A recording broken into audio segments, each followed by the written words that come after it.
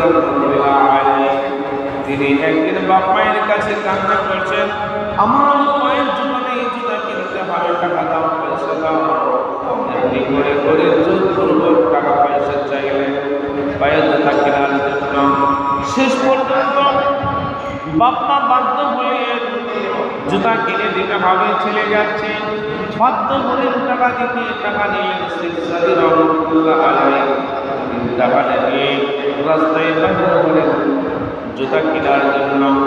বাজারে যাবেন, দোকানে যাবেন, টাকা নিয়ে যাচ্ছেন জুতা কেনার জন্য। এমত অবস্থায় শেখ সাদী যাচ্ছেন, আরেকজন ব্যক্তি সামনে দিয়ে আসছেন।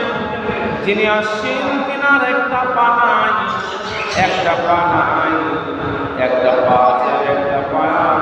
তিনি ভর না দিলে পরে একটা লাঠি বা ঠোকরো দিয়ে তিনি আস্তে আস্তে চলছেন।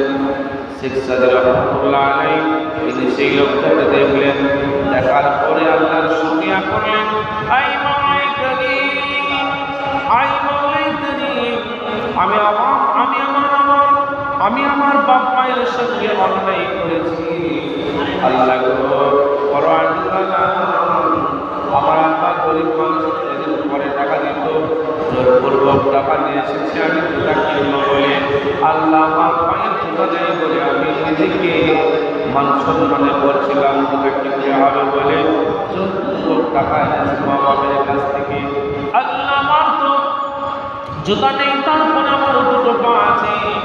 এমন একজন ব্যক্তি আসছে যার জুতা তো পায়ে নেই, তার একটা পাও নাই, পায়ে তো জুতা নেই, একটা গোটা পাও নাই।